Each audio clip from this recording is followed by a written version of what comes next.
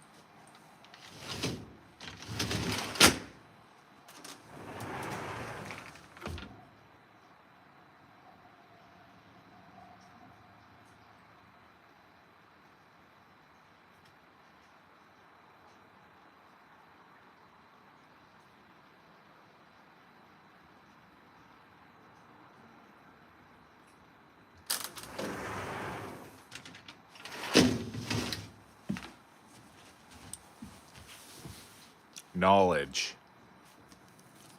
That's what we're reading. Winning. That's what we're doing. I'm going to read a book to everybody. But you know what, guys? I think first I'm going to make a smoothie. I'm going to go make a smoothie first. But then we're going to read this book.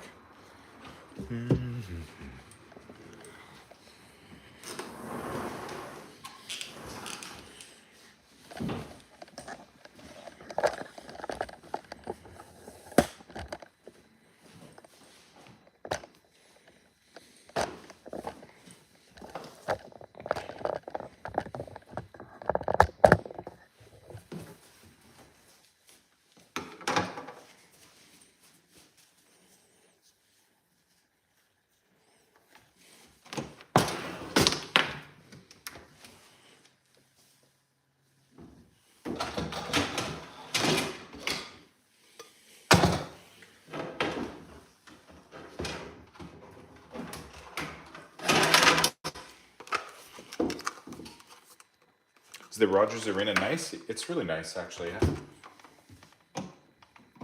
It's not the nicest arena I've ever been to. The nicest arena I've been to probably was the MGM Center or whatever it's called, the one in Vegas. That one's really nice. I'm just making a quick smoothie first. Oh, take your time.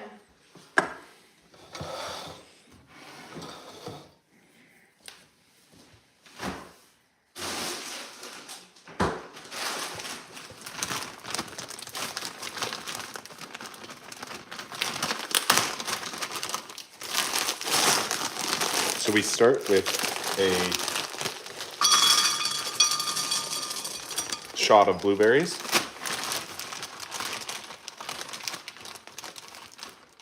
You saw my town? Oh, because you flew over to Nanaimo, right? Thank you for the like. I appreciate that, guys. Yeah, everybody tap the screen. Give me at least one like, guys. If you all give me one like each, I'd be so thankful.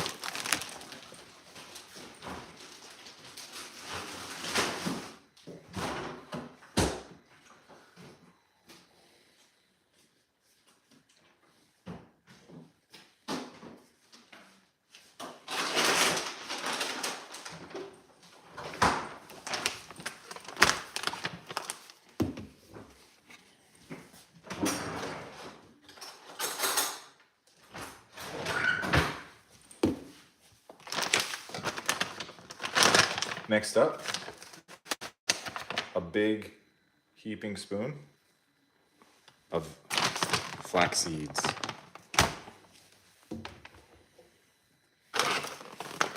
Then it's a heaping spoon of chia.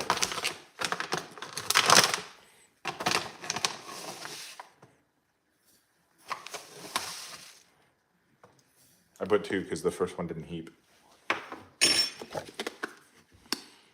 Like, so he can get a former President Trudeau on his channel. Yeah, exactly.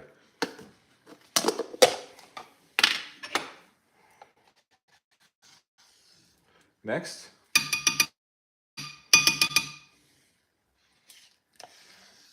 We need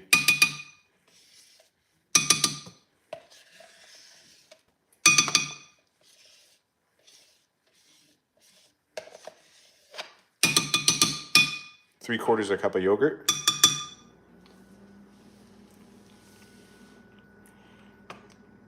You're trying to get Obama on your channel. Nice. That'd actually be a good fight. What? Oh, Barack Obama versus Justin Trudeau 1v1 in a boxing match. Who would you guys take? Obviously Barack Obama. You think Obama would take out Trudeau? Hell yeah. I don't know. They're probably prime Obama, right? But he's old now. Justin's kind of old too. Yeah, Justin's kind of old too, right? But I feel like he'd still, I don't know. No, I know it's Obama. No, Obama's probably got like 6 inches on him. Yeah. He'd have the reach advantage, I'm sure. Okay, what else do I put in here? I think Obama that's 1.87 meters. Okay, so that's like 6'1". How tall is Trudeau? Oh, Trudeau 1.88. They're literally equal. Okay, then they're equal. They're both 6'1", I'm pretty sure. But I swear, Trudeau did boxing lessons one time. There's a picture of him. Obama is 64. Mm-hmm. 64, okay. And Trudeau is 53. Yeah, so he's got a decade of experience on him. I honestly just know it would be Obama. You think Obama would take out Trudeau? No way. Trudeau would not last. Okay. Is it just Trudeau, or like is it Obama and Michelle and Trudeau and his ex-wife? Because then they're going. Oh, it's Obama forever. No, there's no woman. Is it 2v2? There's no women involved. Dang it. I always press power instead of start. Even if it was. 1 sec, I gotta do this.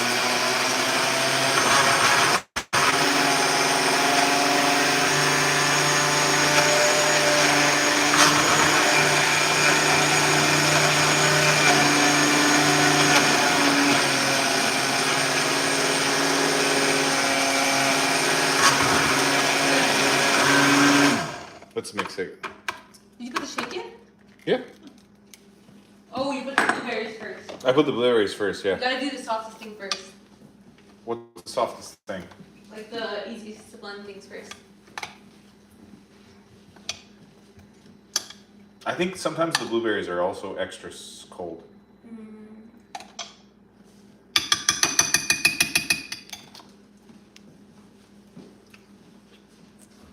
Even if it was Michelle and Trudeau. Michelle got it. You think Michelle Obama could beat up Justin Trudeau?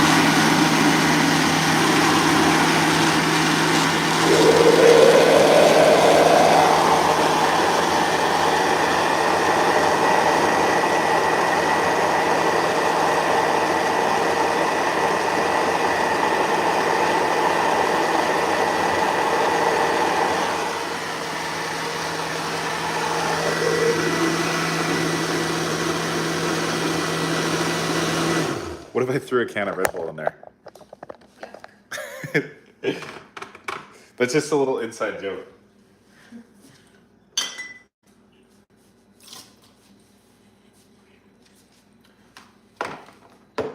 Red Bull. Yeah. Because Bridger's always drinking Red Bull. And he said that he thinks even Michelle Obama would beat him up. Yeah, she's strong. I don't think so, She can guys. even take you. I don't think so. Yes, she can. She can take all of us. Any of us. I'm just kidding. Okay, fine. Let's park this one for now. Okay. Let's that say- was really good. In their prime, Abraham Lincoln versus prime Obama. Obama. Abe Lincoln was like 6'4". Doesn't matter. Obama has something else. Like,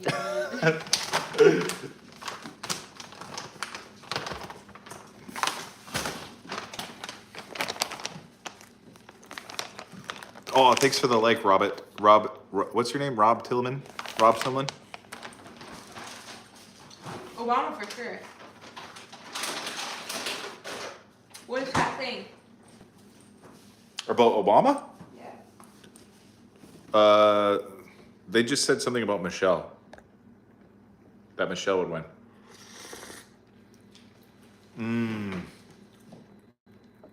Abe. He was a pro fighter in his time. Abraham Lincoln would probably beat them all, including Justin Trudeau.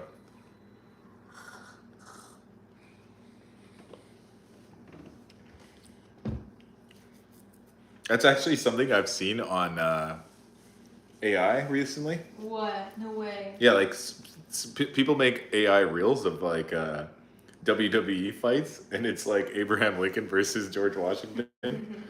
I've seen Albert Einstein versus Nikola Tesla. I'm starting to like see my abs coming, by the way, like more than ever. Big Mike would mess them all up. Do you know who Big Mike is? No, who's that? I don't want to say. You'll probably get mad. What? Oh, Mike Tyson? No, it's a conspiracy theory that Michelle Obama is secretly a man and her name is Big Mike.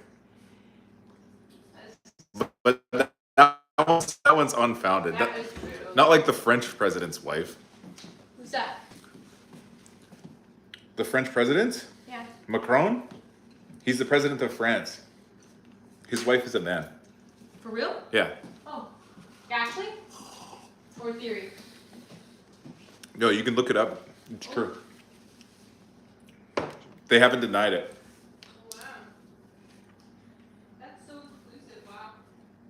No, but she's pretending that she's a woman. They're suing Candace Owens, Ooh. the president of France. Oh my god.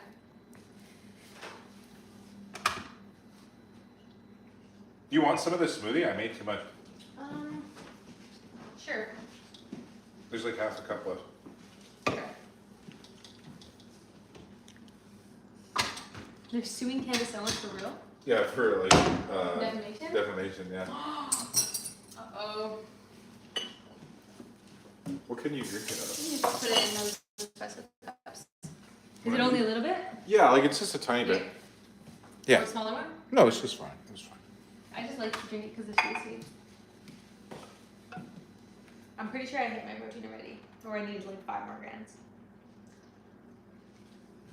But this will definitely get me there.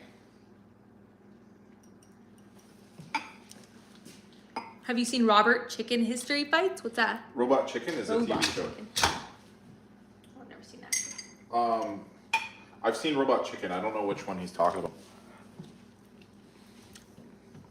I've seen the ones like I don't know. I don't know which one he's talking about.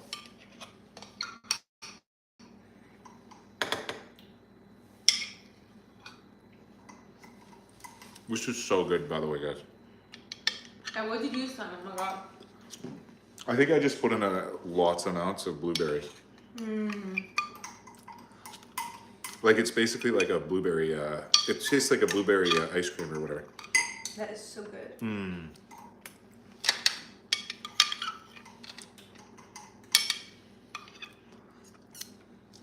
But Robot Chicken was a cartoon on the. It was on TV back, like I don't know. And Franklin versus the Wright brothers and Gandhi. Oh, I think I have seen that one. Yeah. No, there's like AI streams of this stuff now. I've seen it. I've seen Bob Ross versus Mr. Rogers in like a WrestleMania style showdown.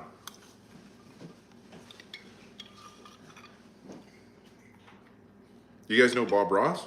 Yeah. Yeah. Somebody made AI of him fighting Mr. Rogers. Those ones are really funny, actually. I love the Mr. Rogers ones. I love AI. Yeah, AI is actually amazing. It's so fun. You get to see imaginary scenarios. The Mr. Rogers ones are so funny too.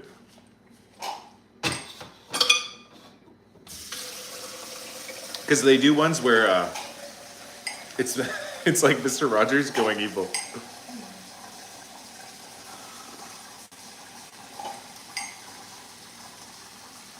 I just AI Red Bull on people's photos.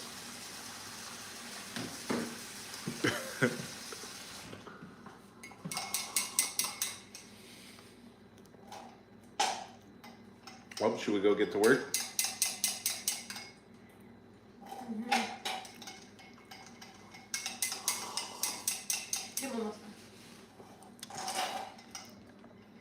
Yeah, so the reason for this stream, guys, is I'm going to be reading a book. So if you're joining now, this was just the preamble to the book reading I'm going to be doing. The smoothie's too thick, though. So thick. So thick. It's like Frogurt. Yay! All right, guys, welcome to the book reading corner.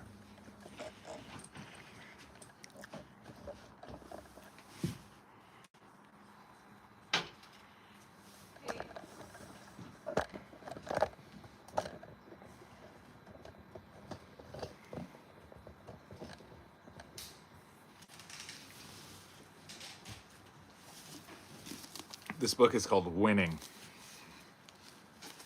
It's by Jack Dorsey. I mean, Jack Welsh. Who's Jack Dorsey?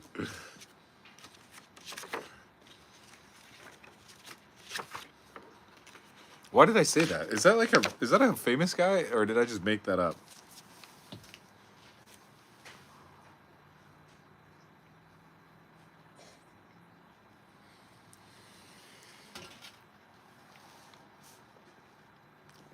My wife is asleep, but she loved your streams too. Oh, thank you so much. I really appreciate that. Okay, I'm gonna read chapter 2, because we already read chapter 1. So if you're following along at home, guys, grab your copy of Winning by Jack Welch. And then imagine they're just like, oh yeah, let me go grab it. I'll just give you guys a little brief, like a catch up to where we're at so far. This guy was the GM. No, what was he? The CEO of GE, General Electric, and he just like improved their business and stuff like that back in like the 80s or 90s. And he wrote a book about it, about how to like be better in business, how to always be winning.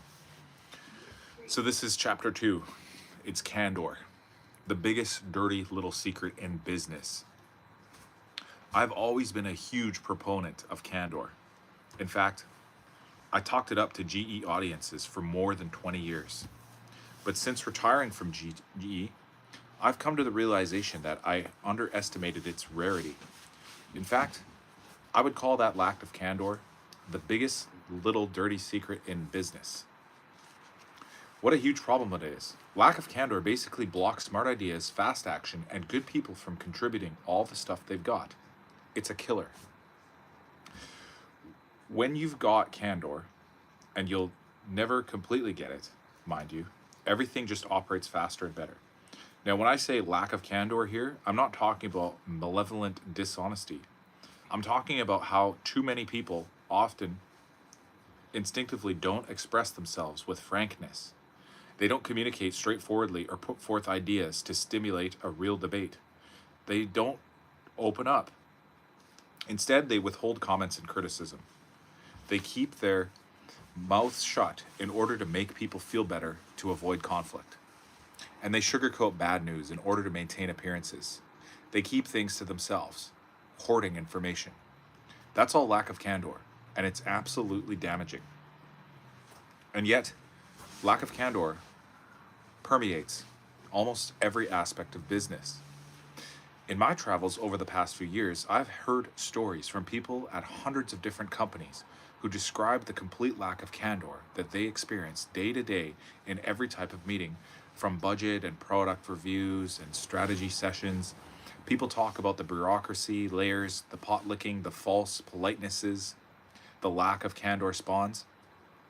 They ask how they can get their companies to be places where people put their views on the table, talk about the world realistically, and debate ideas from every angle. Most often, I hear that lack of candor is missing the performance appraisals.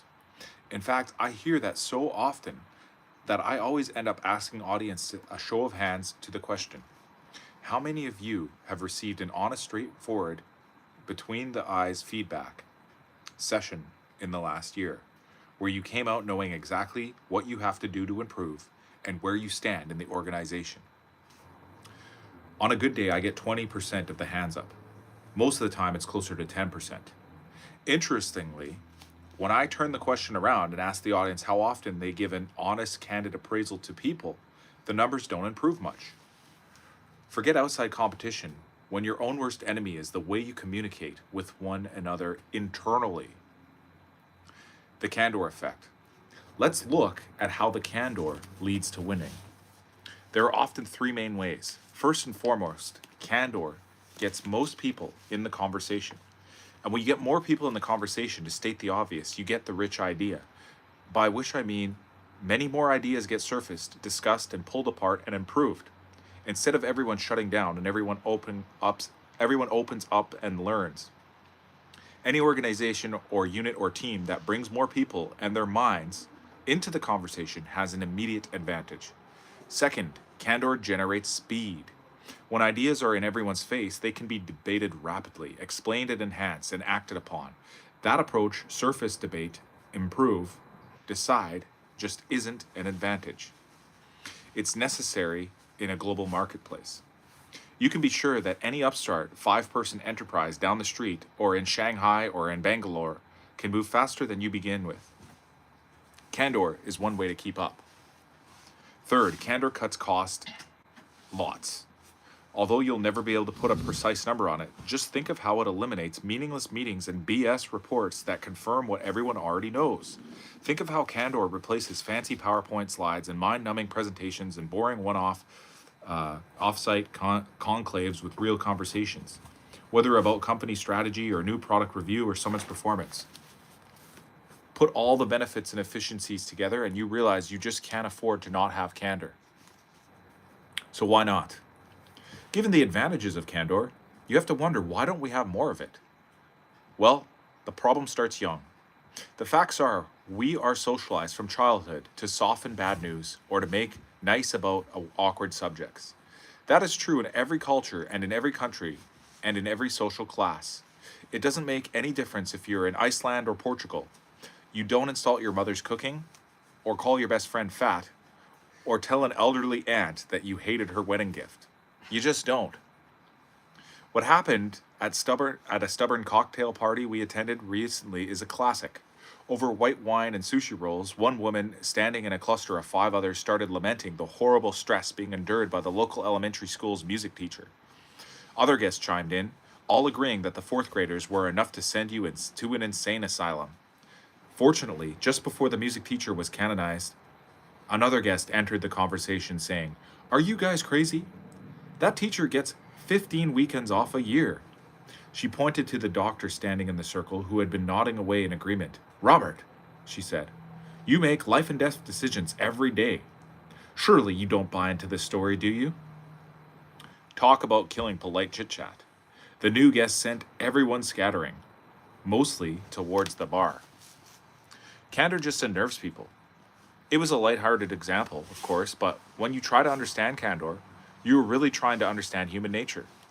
For hundreds of years, psychologists and social scientists studied why people don't say what they mean, and philosophers have been reflecting on the same subject for literally thousands of years.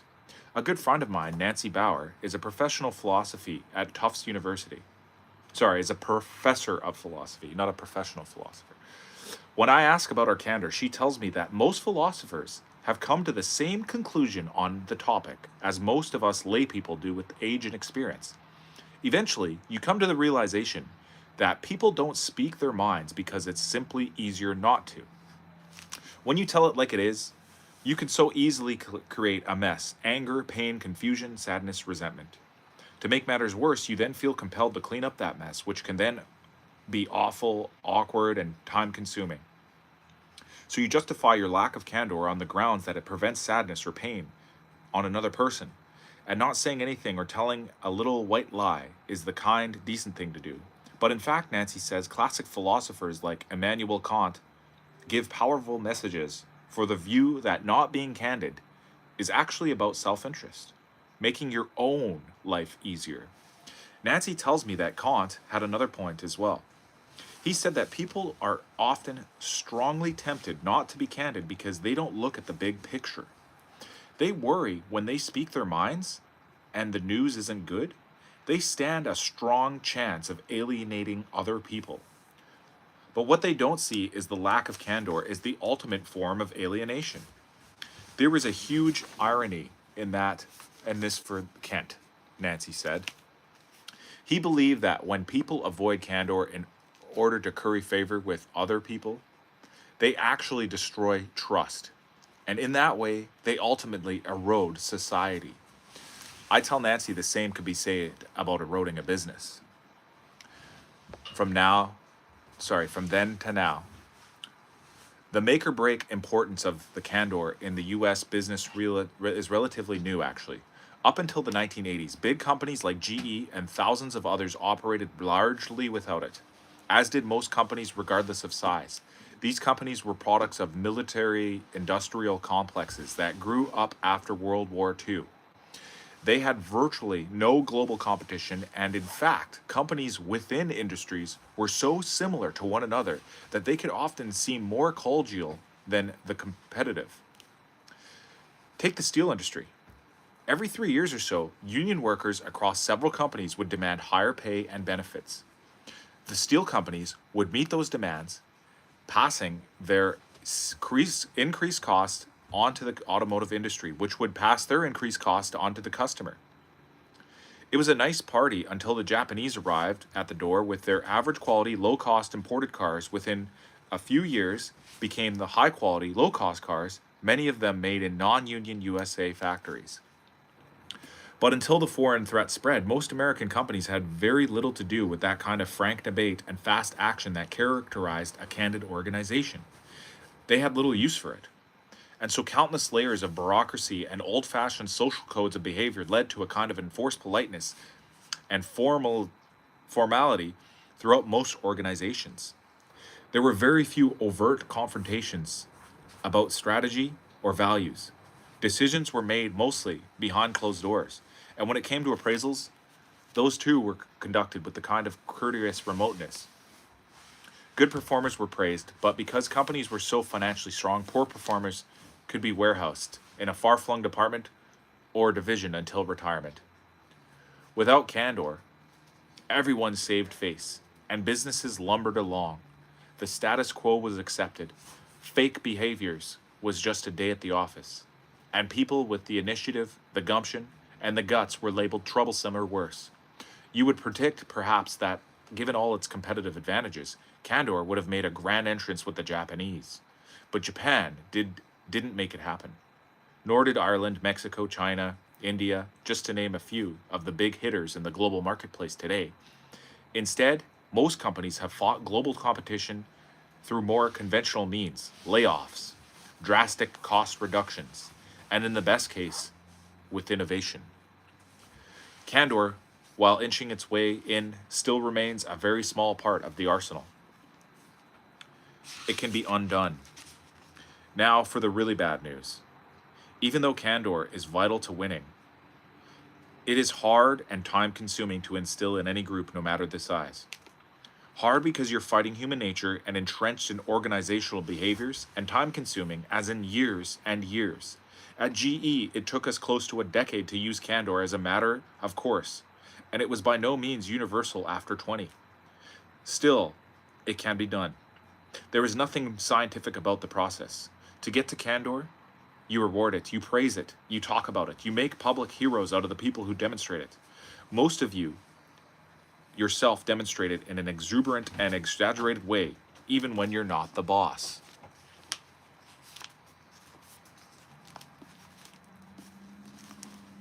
Hi, Sleezo Grizo. Imagine for a second at a meeting where the subject was growth and how to get an old line division. Everyone is sitting around the table, civilly talking about how hard it is to win in this particular market or industry. They discuss the tough competition. They surface the same old reasons why they can't grow and why they are actually doing well in this environment. In fact, by the time the meeting ends, they've managed to pat themselves on the back for the successes they've enjoyed under the circumstances. Inside your head, you're about ready to burst as you tell yourself, here we go again.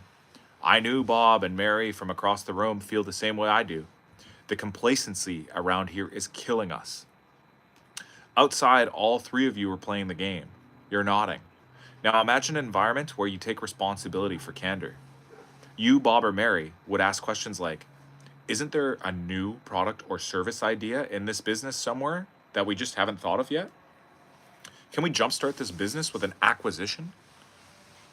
The business is taking up so many resources. Why don't we get the hell out of it? What a difference of a meeting. What a lot more fun. And how much more of a better for everyone. Another situation happens all the time is a high growth business with a self-satisfied crowd managing it. You know the scene at the long range planning meeting? The managers show up with double digit growth, say 15%, and pound out slides of their slides showing how well they're doing. Top management nods their approval. But you're sitting there knowing there's a lot more juice in that business. To compound matters, the people presenting the slides are peers of yours. And there's that old adage code hanging up in the air. If you don't challenge mine, I won't challenge yours. Frankly, the only way I know to get out of this blind and introduce candor is to poke around in a non-threatening way. Geez, you're good. What a terrific job. This is the best business we've got. Why not put more resources in it and go for more? With the great team you've put in place, there must be 10 acquisitions out here for you. Have you looked globally? Those questions and other like them have the power to change that meeting from a self-congratulatory parade into a stimulating working session. Truth and consequences. The book is called Winning. This sounds HockeyTikTockey. Now, you may be thinking, I can't raise these questions because I don't want to look like a jerk. I want to be a team player. Is it true that candid comments can definitely freak people out at first? In fact, the more polite or bureaucratic or formal your organization, the more your candor will scare and upset people. And yes, it could kill you. That's a risk, and only if you decide you're willing to take it. Needless to say, you'll have an easier time instilling candor in your organization if you're closer to the top. But don't blame your boss or the CEO if your company lacks candor. Open dialogue can start anywhere. I was speaking my mind when I had 4 employees at Norwell, the smallest, newest unit of a hierarchical company that had a very dim view of straight talk. I was young and politically clueless to notice at the time, but I was covered because our business was growing by leaps and bounds. Tell Zara she is short as a tumbleweed. Is it no name? The blue profile picture? Yeah. Tell them to kick rocks. Kick rocks. Sorry, I already read that part. If I had the guts to be candid, it didn't feel that way at the time. We didn't know enough to know what candor was. It just felt natural to us to speak openly, argue and debate, and get things done and happen fast. If we were analyzing anything, it was crazily competitive. Every time I got promoted, the first cycle of reviews, be it budgets or appraisals, was often awkward and unpleasant. Most of the team I was managing wasn't able to use wide open discussions about everything and anything. For example, we'd be talking about a direct report at a personal review, and in conversation, we would agree that the guy was really awful. His written appraisal, however, made him look like a prince. When I challenged the phoniness, I'd hear, yeah, but why would we ever put that in writing? I'll explain why, making the case for candor. By the next review, we'd already be seeing candor's positive impact with a better team in place. And with each successive cycle, more and more people made candor's case with me. Still, it wasn't like I was singing with the whole chorus. From the day I joined GE to the day that I was named CEO 20 years later, my bosses cautioned me about candor. I was labeled abrasive and consistently warned that my candor would soon get in the way of my career. Now my GE career is over, and I'm telling you that this candor was what helped me make it work. So many people got into the game, so many voices, so much energy. We gave one another straight, and each of us was better for it. We've talked a lot in this chapter about one word, but it's really very simple. Candor works because candor unclutters. So yes, everyone agrees that candor is against human nature. So is waking up at 5 in the morning for the 6:10 train every day. So is eating lunch at your desk so you won't miss an appointment at an important meeting. But for the sake of your team and your organization, you do a lot of things that aren't easy. The good thing about candor is that its unnatural act is more than worth it. It's impossible to imagine a world where everyone goes around saying what they really think at the time. And you probably wouldn't want that anyways. Too much information. But even if we get there, halfway there, lack of candor won't be the biggest dirty little secret in business anymore. It will be the biggest change for the better. Wow. That's it. That was chapter 2, yeah. And 10 pages? Hell yeah. Oh wow. Okay. Nice out here. Let's stay out here. What do you guys think? May I be candid with you for a moment? I really like that chapter. I hate over-flattering comments. Oh. Valid. That's so candid of you. Please allow me to be frank. It's not that cold out here. Oh, she's surprised. It was interesting, yeah. My smoothie is like frozen, eh? Like I could do Need a spoon. I could literally do the Dairy Queen thing with it. Oh my god, one time I did that in my car and I spilled it. Why would you do that? Milkshake all over. I just kept doing it with my Blizzard until it melted and spilled all over my car. Yeah. You guys never did that? Give me 1 sec. I'm gonna get a spoon. Okay. Can you get me my water too? Sure, where's it? I don't have any water. You just give me water. Hi, Edgar Allan Poe me? I am. Sure am. What are we doing? We read or we just debriefed, stretched? It's so beautiful out here tonight, guys.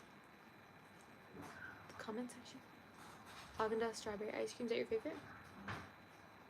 I like the brown. I like a nice chocolate brownie with a scoop of vanilla ice cream. Oh, There you go. thank you so much.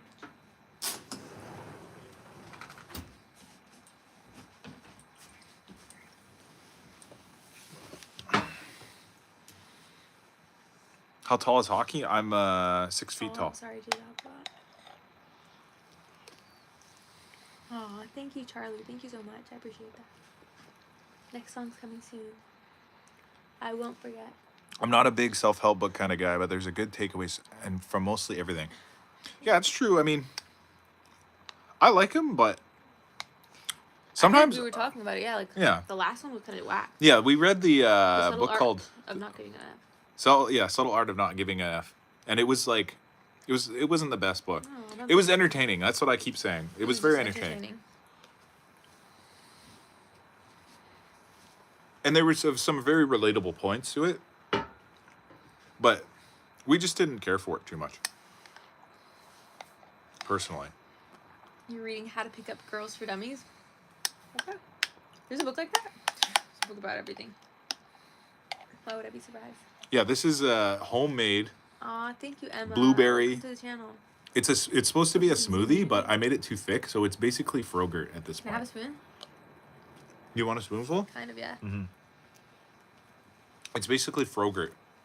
Oh, wow, it really is. Yeah. Like it turned into like a froyo. Mmm. Oh my, it's the chia seeds.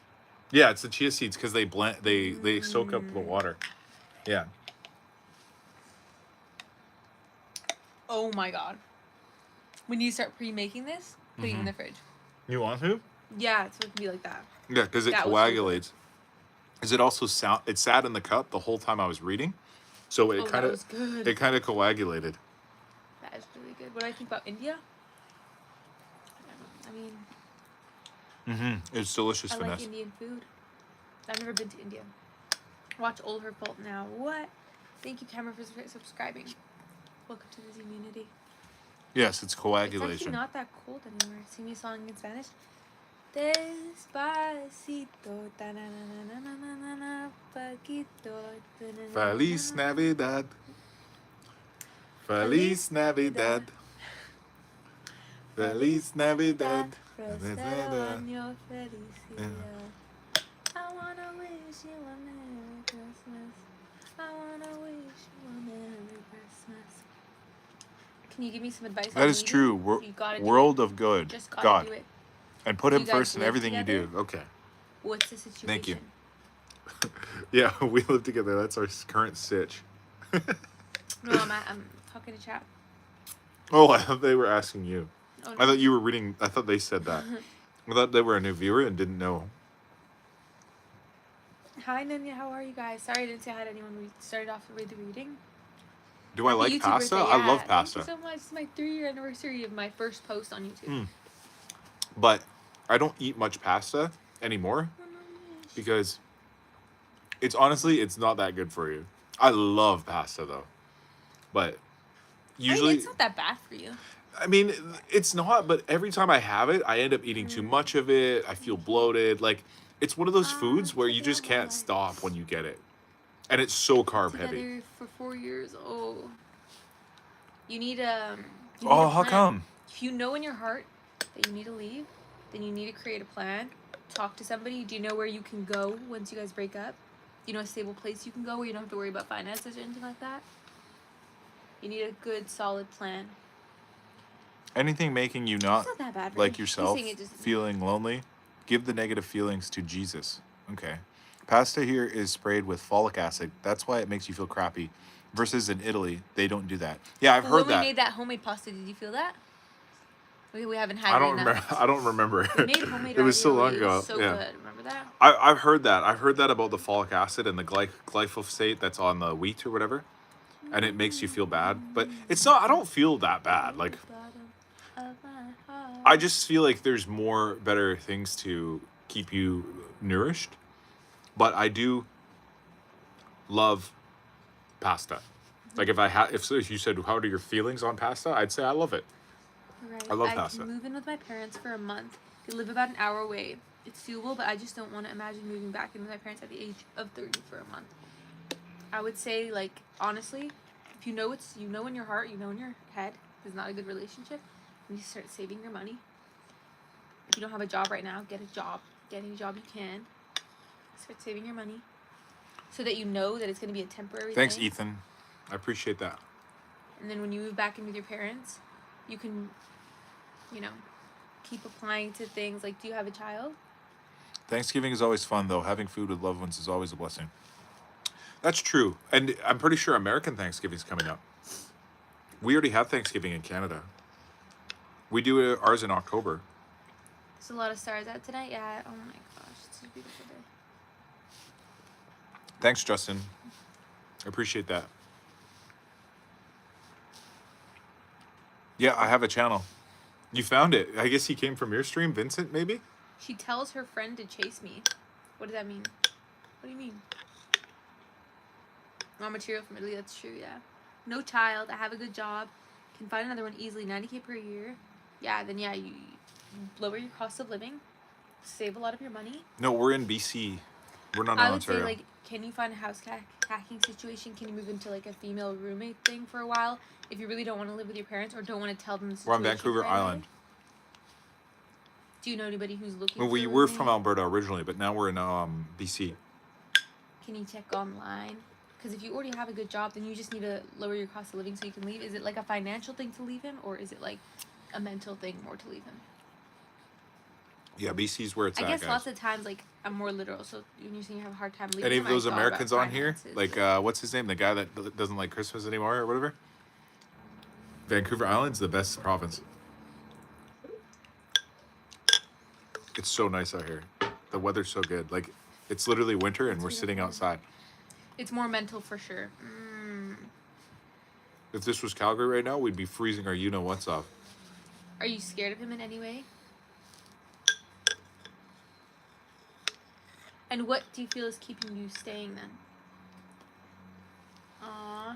What's the purple stuff? It's blueberry.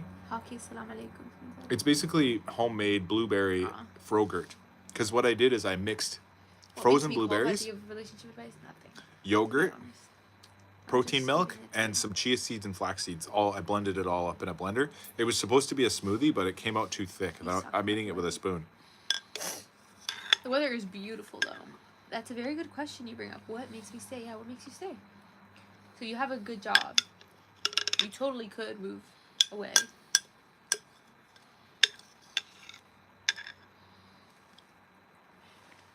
Obviously, I don't know your situation.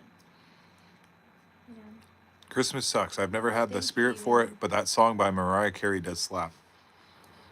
Fair enough. I mean, that's your opinion. I'm annoyed in general. You need to take a deep breath or something. That's weird because I feel like a lot of people feel the opposite. They love Christmas and they hate the Mariah Carey song. You're the opposite. I played hockey. It's a tough sport. Only a few times. Remarkable. It really is. It's honestly the toughest sport, guys. Oh, thank you, William. Like, bar none, there's not actually a tougher sport. Why is one side of the Rockies colder than the other? Because of the way the currents come in from the barometric pressure and the atmospheric jet stream. The wind that comes over the ocean is actually warm, right? Pops up, goes up over the mountains, right? It goes way high into the stratosphere where the pressure is lower. Good night, Charlie. Even though it's closer to the sun, you think if you go higher, it should technically get warmer, right? That's what you'd think in your brain. Yeah. But it doesn't. It's because of air pressure. There's more air down in the bottom, like near where the ground is, because that's where the water all like goes to, right? And then it evaporates back up. The clouds, they're the water that went up there, right? The air gets cold. That's why.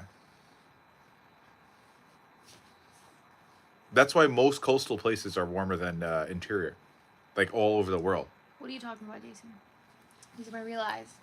Have you ever been to the East Coast? Not really. I've been to like Toronto. Cute. Where is that? I've been to Ottawa, but like, does that count as the East Coast?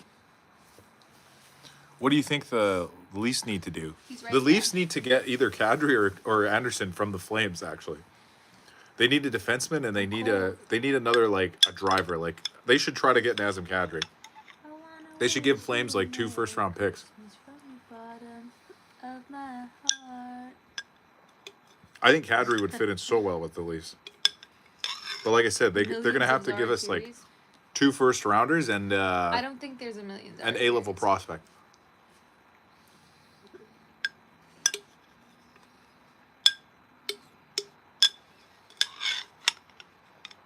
Got it, hockey. Thanks. They understood all that? What's my favorite song? Like I like Billie Eilish songs. Peter Piper picked a pack of pickled peppers. What is a function? I have a mental block. I just need help making the initial step, really.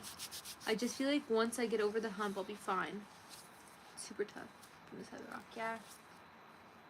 It can be hard. Especially because the thing is you guys have been together 4 years, living together. It's a lot. That's a lot. It's kind of cold out. It is cold. I know we were just saying it's not, but like now it kind of is. Although we've been out here for like most coastal places half an hour. Are not warmer than the interior. You want to bet? Huh? That's so true. Beauty and the Beast, Justin and Nikki goes hard. Honestly, you're right. Coastal is always cooler than inland. What? That seems like opposite. If Peter Piper picked a pack of pickled peppers, then where would the pickled peppers Peter pick? Kyle, W. Kyle. Where Me, I'm from Calgary. From all the other content creators. Calgary, Alberta, BC. I mean, no, I'm from Calgary, Alberta, Canada, but now I live in BC. What would you see as mediocre? What would you see as striving for excellence? Don't forget to like, guys. Tap the screen. Calgary, aw. Yeah, I love that. I'm kind of a Grinch, honestly. I never had an enjoyable experience on Christmas. Oh, that's too bad, Dan. Yeah, I was born and raised in Calgary, but we moved to Nanaimo last September. I kind of like Maybe I'm Christmas. gonna go back I in like a how couple it brings years, I don't people know, together let's see. and, But yeah, enjoy it. it's still my hometown. Do you like Greek salad? I mean, sure. Ever heard it's of the fine. lake effect? It's always cooler near the lake. Like Venice Beach, California is always 10 to 20 degrees colder than inside of downtown LA. Billy has some bangers. Yeah, she does. No, but they're talking about Oh, downtown to the downtown LA to the beach. No. I'm talking about like middle America versus the coast. That's why Alberta's way colder than BC. Saskatchewan is I way love Greek colder than salad, yeah. BC. Manitoba's way colder than From Canada. Newfoundland. Like Hi, son. watching from Canada, nice. Which you got to say what province? Canada's too big of a country. We could be next door to each other, or you could be Global phenomenon. 1,000 miles away. Are you picking Greek salad over Caesar? Depends what I'm pairing it with. Do you really think I would that's go what people for want to see though, over the top charismatic, like, a Caesar salad. or do you think people with like authenticity? chicken or are drawn to authenticity? or beef, like a nice steak, like a nice rare steak and a Caesar salad? That's a pairing, right? Greek Also, it's salad healthy. would I go mean, with yeah, it is lamb. It's healthy. If you're Objectively, having it's just lamb, carbs. go for a You know what I Greek mean? salad with He lamb. is doing a live stream. I'm sorry if it's annoying, guys. We are right next to each other, and your voice is really loud. Should we go somewhere else? Oh, it's up to you. I mean, I can try to be more quiet. It is 11:30. I can ask you the question too. Would you pick a Greek salad or a Caesar salad? Chat. Does anybody have I've never been through something like that. I like a Greek salad. Aw, thank you. What made you move to the island? I feel like just the weather and oh my god. W's in the chat to even flow. W's in the chat. Watching from Ontario, Sorry, nice. guys, I'm trying to read everything, but the best. I think people like to see quality content, meaning the best of the best. The content creator that stands out the most. Well, what do you think that is? Do you think that's the most charisma? Because I would say I don't think that that's true. You know what Look I at the think? people who blow up. What? The algorithm is so much more important than it ever has been ever before. Really? Mm-hmm. Okay. It's just what's eye-catching is so important nowadays. Oh, stop, OS. Do I like yellow apples? Sure. I like yellow apples. Why not? Aw, thank you, King. As long as they're nice and sweet. I'm not a fan of sour apples. Yeah, what do you think qualifies the best of the best? Which people, the content creators or the celebrities? Content creators. W's in the chat, by the way, even flow. I like Thank you BC so much. I appreciate Gala you. apples. Aw, Those ones are thank really you. good. I'm 5'3". Streamers are winning big. Yeah, I think streamings were definitely where the eyes are at. Like Honeycrisps? I feel 2 years ago, the eyes were on YouTube, like TikToks. Honeycrisp is pretty Just good. streaming in general, it doesn't even matter the platform. To me, at least, it seems like I don't know. My battery's dying. Hey, I guys. was just watching a video about Gary Vee saying that if you want to choose any trade, the money's going to be being like an electrician, because of how much technology and AI is evolving and how much data centers there's going to be now, and we're going to have like a really big shortage in the next 5 years. So just saying, if any of you guys were choosing a trade, Have I heard of Three Eye Atlas? research. I literally made a short I feel about like it. No, really. I Follow think my content channel, no creators name. Really stand out, but I'll give it to Mr. Beast for sure. Mr. Beast definitely stands out. And check out my And- shorts and you'll see it. Well, it really depends on the niche you're in. I literally You know made what a I short mean? about it. Like, if you really like makeup, there are a few that stand up. If you really like fitness, there are a few that you can think of. I mean, I guess it just depends on your goal. To me, it seems like your goal or your metric for success would be like getting to the level of an A-list celebrity. And I mean, Dreams. maybe you would consider somebody mediocre for their goal being earning 6 figures on social media. I don't know what your metric My for goal success would be. is to be able to But grow my I channel feel fame to being like it's almost like going away, and solid, people are just following the niches that they like and the low-key pockets enterprise. that they like. Like, There's instead of people with just something I do millions for of fun, it's subscribers you also guys something might I never do heard for of, but business. actually love, and they That's a really big have goal their of mine right full-time now. income and make more than enough money than they need. Hi, off their Christine. channel. Welcome. I think it's all about engaging with your audience too, and that's why I think streaming is so helpful for lots. I of do. people's I love channels, content no matter creation. what your content is. I like creating stuff about stuff I'm interested What do you in. mean by that? That's why I actually started making It's those the shorts, format of like I being did the one popular. about It's Three the Eye Atlas. format of being popular, making too Do I ever easy barbecue? for anybody to I make. used to a lot, but I Too haven't gotten a easy new for barbecue yet. anybody to make. What do you mean by that? I tried to get a barbecue. Talking over each other and nobody can. Okay, I'll go. It's too much. Valid. Okay, but I want to come in too, but I'll go in a different room because it's too cold out here.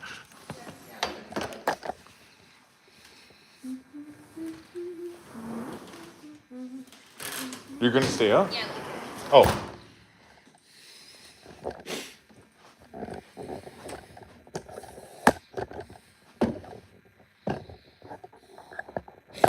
She's gonna stay outside.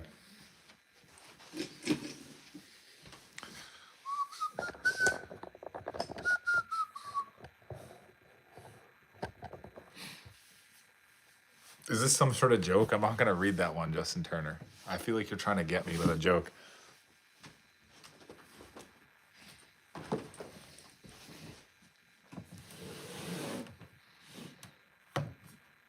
Like I'm gonna say Lotta Rogan, and you're gonna say, "How about you?" or something. I don't know.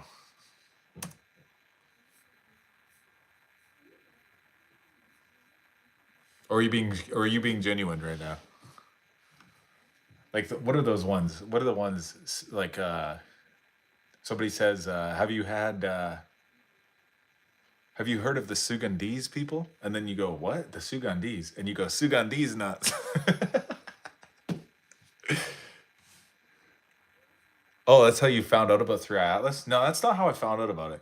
I found out about 3i Atlas through I think I just saw it on like a news, like Apple News or something like that. But I do actually listen to quite a bit of Joe Rogan, but not honestly though, not lately. Like I actually got off of Rogan lately because I think in the last like year or two, his podcast kind of fell off a little bit. To be honest. Why did Mickey divorced Minnie? Why? I don't know. You gotta tell me.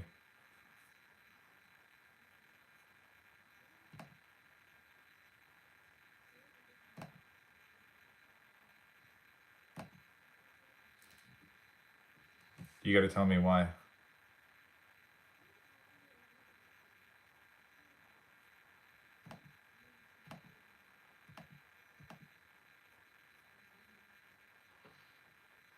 Because she's fucking goofy.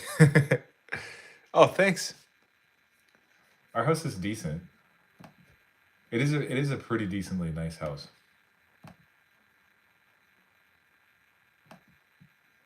I like the layout of it. Like we actually do have a really nice like little back patio area. That place where Zara's still sitting out there outside. It's actually a really cool chill area. And then our kitchen is really nice. We got a nice big bedroom. I probably spend the most time like in the kitchen though. I'm from Calgary, but I moved to Nanaimo like a year and a half ago ish. But like I said, I probably spend the most time in the kitchen because that little island, like there's two little bar stools that we put next to the island, and I just sit there so often, like having coffee and breakfast and just chilling. I like to eat snacks, you know, so I spend a lot of time in there. And then I just find that I think a lot of times nowadays people don't really consume that much uh like TV, you know, like people don't watch that much TV anymore, including myself. So we don't actually use the TV very often. The only time I use the TV like a lot is when I'm watching hockey games. But typically I usually only I'm watching hockey games and then like we do stuff on our phones so often now. Like most people just use their phones to like watch YouTube videos and stuff like that. Is this light not bright enough? Like what is going on? I feel like it's dying. Sorry guys, I'm just trying to make the light bright. There's like a little light that goes on my phone.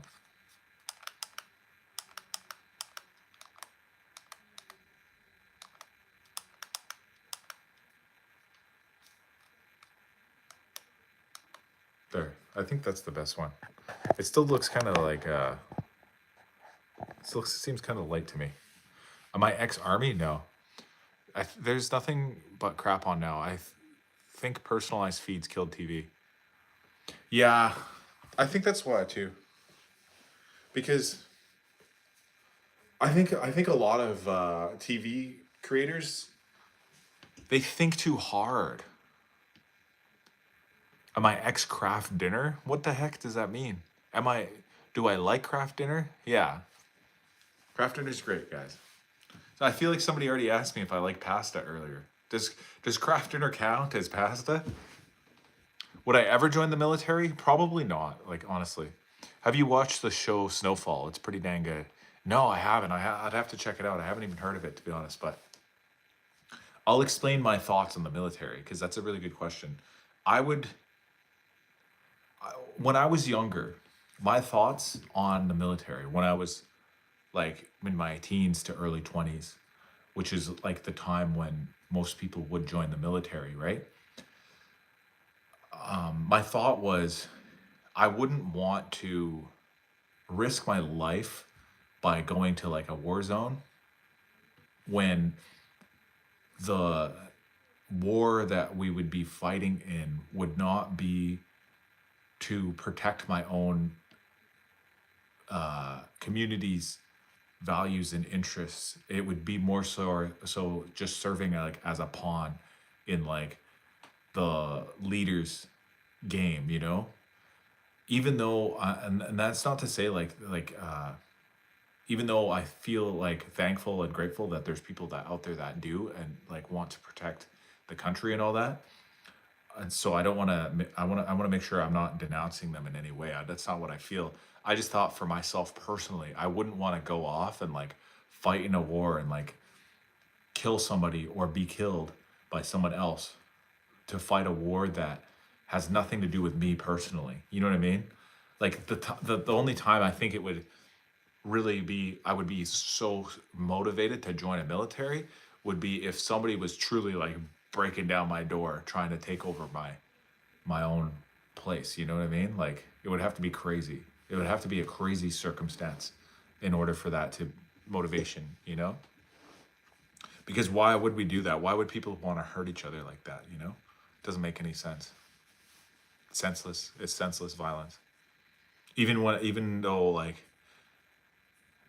it's it's necessary sometimes to protect and like defend, but like we already live in a free country. We already live in like such a powerful nation that it doesn't make any sense for us to go and fight wars against other countries right now.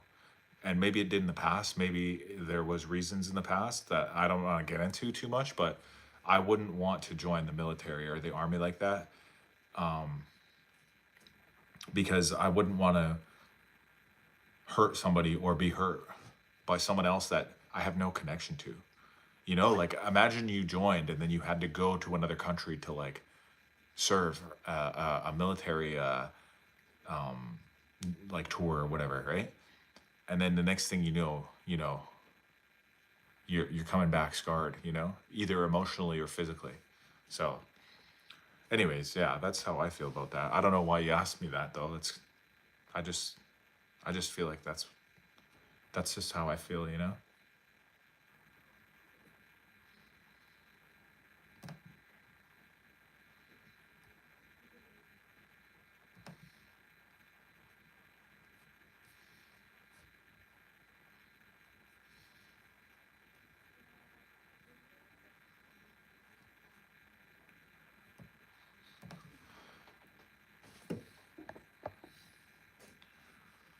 I'm gonna make a new playlist right now, actually, guys.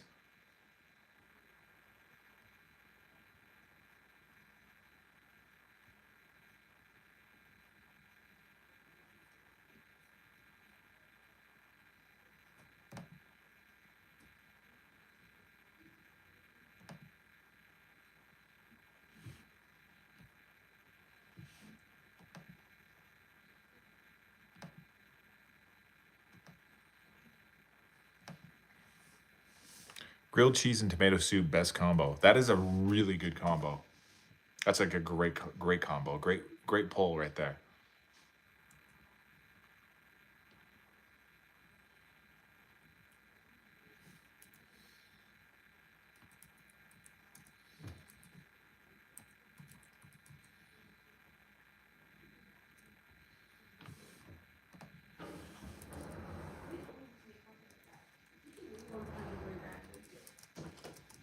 He was doing like he was doing what was Marty's tweet? He was like a 24-hour thing saying the same word until he got to like 1,000 subs. Like he was doing weird and like monotonous shit. Like it takes you just don't realize the time. You know what I mean? Like, You gotta put ham in the grilled cheese though. You can put whatever you want in it.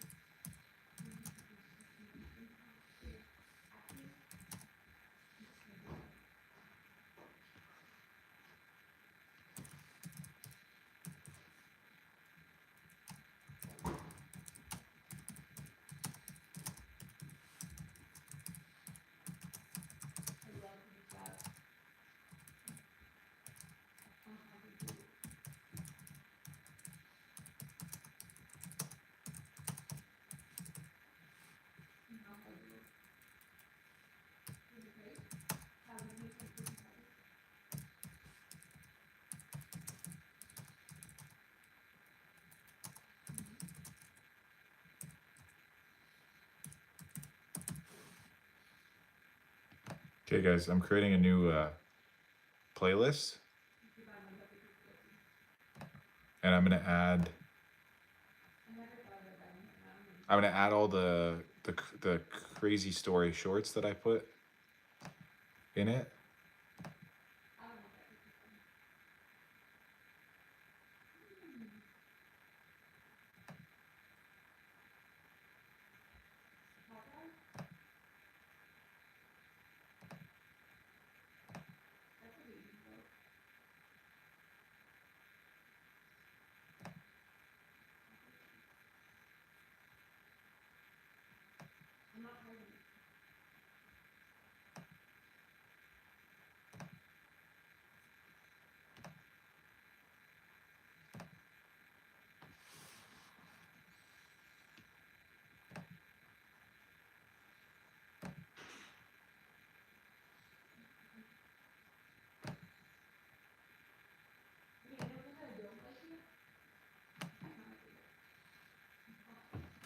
Hey, what's up, Skull? Welcome to the stream.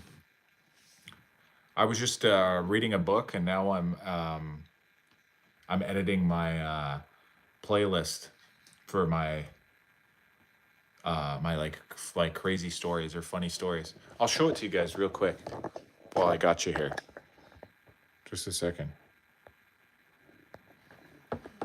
Boom. So these are the ones. These are the videos. For the guy who asked me about Three Eye Atlas, I made a video about it. I also made a video about tacos. I made one about pizza and about Ogopogo. Yeah, do you remember you asked me about it? Go to that playlist. I just created that playlist because I have 4 videos so far in the list, and I'm gonna keep making them, guys. Yeah, if you're interested, I made they're just shorts. Like they're like about a minute, 30 seconds long or so, like 30 seconds to a minute or two long, and it's just they're like animated shorts that I made, and it's just a little narration because I've heard from quite a few people that I have a great like narration voice. So I wanted to do something to make a video that's like that's just stuff that I'm interested in. What's the latest news about Three Eye Atlas, since we're mentioning it before? I never heard anything. Well, I heard this one that I think honestly is fake news, and that's what I made the video about. You guys can check it out, but I'm pretty sure, and I saw this just on like a really sketchy looking Facebook post. So I was browsing on Facebook and I saw a post that said that the scientists have discovered that the structural patterns on Three Eye Atlas are geometrically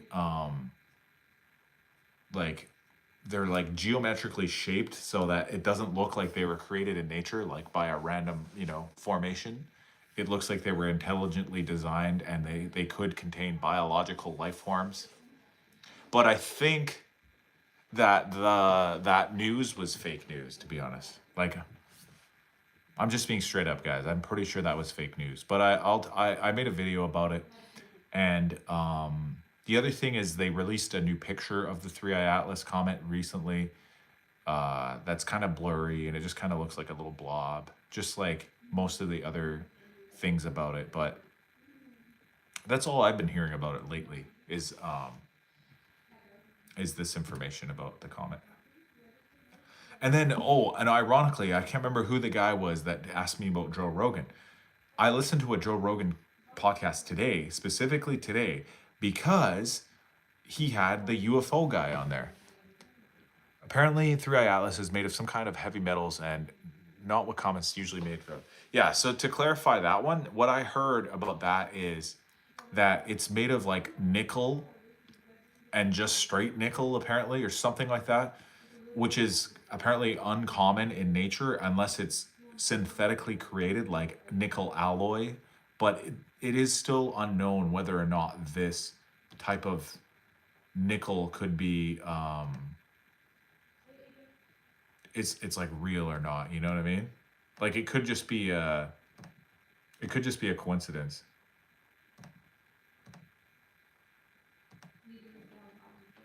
Aliens. What's up, Steve? I don't know about aliens, guys. I don't know if that's true or not. Oh yeah, but I was trying to mention, yeah. I watched the video today, the podcast today. I listened to the podcast today where Joe Rogan was talking to the alien guy because they just released a new documentary about the UFO or UAP phenomenon that's been happening in the last like couple of years. And it has a bunch of like government people in it, like the people, like the National Congress of the United States or whatever. And then the documentary just came out like right around this time, right when the Three Atlas comet came around as well. Went behind the sun, then straight to Earth way. And some saying it went towards the sun for some sort of energy or something, like basically fuel. I don't think that's possible though. You know, like how could it be how could it use fuel? You think it's like powered somehow by the sun? Is that even possible? And if so, what do they want with us? No, thanks, big boy. Big boy. Fuck you, big boy. I mean, sorry, big BGI, bib, GI, whatever your name is. Solar power comet. It's possible, I guess. It's definitely possible. I don't know if it's true or not though, but it's definitely possible. I'll give you that. I'll give you that.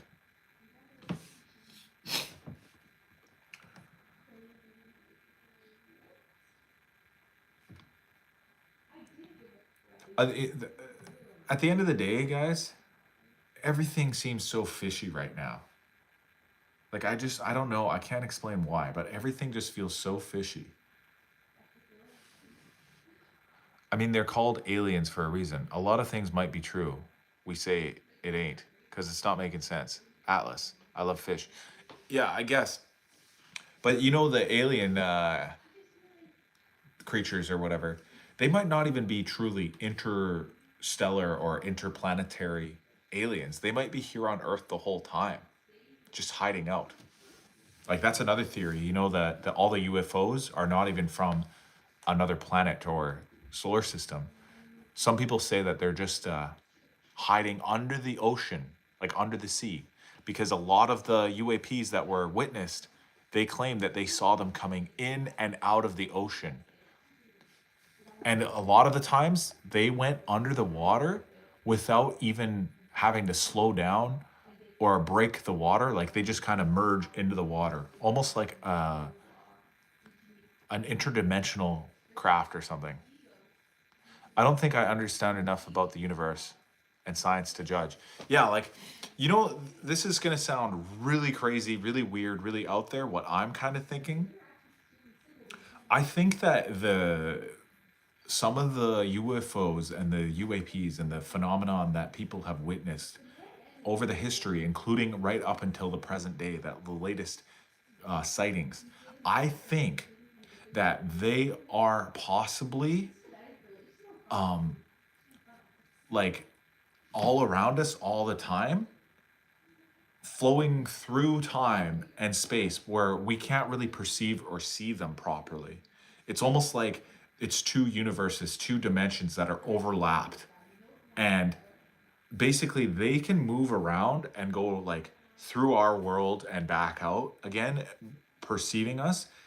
And we can't really see them. It's almost like they're time travelers because time is maybe not linear. Like we perceive it linear, like we're born and then we grow and then we die.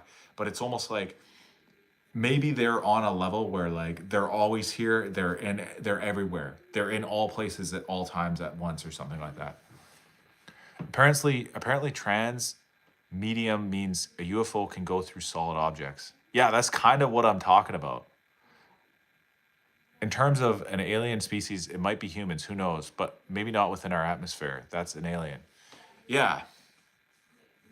I'm just saying I think it's possible that it's like an interdimensional being that has transcended like space and time to a point where they're basically always here and never here at the same time. Like they're everywhere and anywhere they want to be. And sometimes reality breaks for a second and we can like see them and we can kind of see what they would look like to us if they were here, like doing these strange movements, like being able to fly faster than our physics, like the understanding of physics that we have, they go faster than we can like even possibly conceive the speeds that they move at.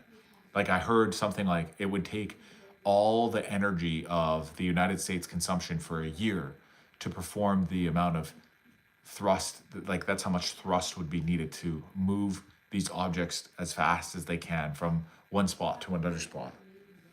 Of some of these videos of the UFOs that they have. So if that's true, then it doesn't really make sense. Like in our brains, it doesn't compute. You know what I mean? But maybe it's like they're like from the past or something. Like they discovered some weird technology like thousands and thousands and thousands of years ago, and they went underground or whatever. They went under the water, and then they know how to come back up for air sometimes or something. I don't know. Maybe that's how it works. Even makes me think about sometimes, like the world and how there used to be other species of humans. Like, there's humans right now. There's only one species of human. It's human, like a Homo sapien. But back in the day, like literally hundreds of thousands of years ago, there was other humanoid creatures on Earth, like Homo erectus and Neanderthal and Homo Australopithecus or whatever, and other types of human-like creatures that all shared the Earth at the same time. If that happened, right? If that happened, then maybe one of those other human species, maybe they developed a different way of living, completely different path, like different technology, different philosophy, different thoughts than all other humanity, like all the other civilizations that have ever existed for humankind, completely. And they went like under the water or something, and they started like their own society down there. We can't really see them because it's so deep underground or whatever.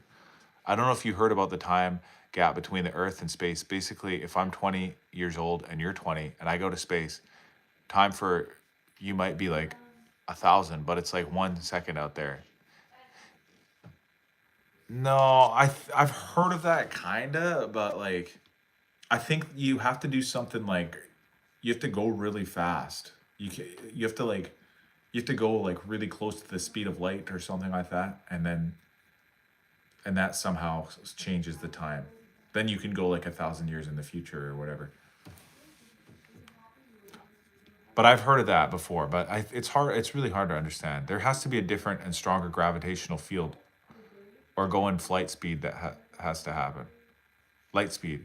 Yeah, like you have to go close to light speed, I think.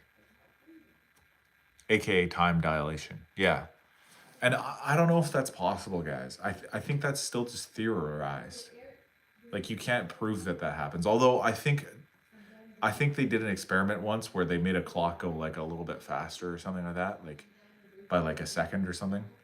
By making they like sent it to space and made it go really fast for a minute. But who knows, guys? I don't know. I truly don't know anything about any of this stuff. I'm just repeating stuff that I heard from other people that sound smarter than I do. YouTube shadow banned me. How do I fix that? I don't know, man. I don't know about shadow bans. I'm scared that I'm going to get shadow banned one of these days. Honestly, I thought I did one time because I made a video that had... I didn't make a video. I did a live stream that had copyrighted music playing in the background. And you're not allowed to play copyrighted music. And it wasn't even my fault. It was just playing in the background by accident. Like, it was like at a gym or whatever. But I deleted the stream and then I think the shadow ban ended. So it might be very possible that they are humans, but they're outside Earth. And time and space is different between us and them. We might be an older version of humans for them, and they have more technology. I've been posting firearm videos, and my views plummeted to the ground. Yeah, maybe YouTube doesn't like firearm videos, though, Don. Maybe they don't like it because it might promote violence or something. That's why I keep coming here and low-key checking everyone out. Studying what we went wrong or how life or whatever. Yeah, like that's another thing. Maybe you're right. Maybe they are humans from another time. Like you said, maybe they did the time dilation thing. Like maybe they're from like literally like 100,000 years ago or something. Maybe 300, 400, 500,000 years ago. Maybe there was an advanced civilization that has been completely wiped out from like an asteroid impact or like a flood or something like that. And they flew so fast out of space. And then they came back and they were like, oh my God, everything's different now. What the fuck? Because 1,000 or 100,000 years passed. I mean, I used to get like 10 to 11K views and now I only have 55 now. Do you like firearms? If so, what's your go-to brand? I don't really have a favorite brand of firearm. I like them all. Traveling light speed unfortunately means it's ineffective. Like if you go to a planet from another galaxy, whether or not it took minutes for you, once you get there, it would have been years. Years and in multiple centuries. There was an advanced civilization that got blasted out of existence. It was Japan, pre-1945. That's unfortunately how light speed and light years distance work. Yeah, exactly. Like even if you went to the nearest star, the nearest closest by star to the Earth, that's not the sun, I mean, it would still, even if you were able to go the speed of light, it would take years to get there still, wouldn't it? Let's look that up. I'll look it up, guys.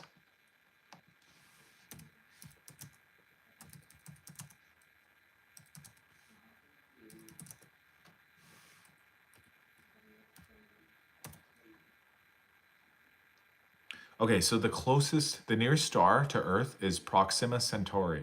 It's located approximately 4.2465 light years away.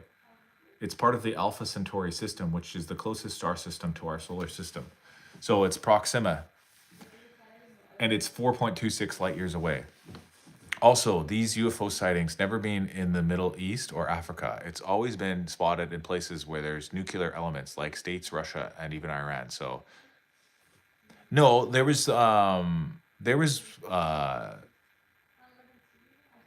sightings in the Middle East.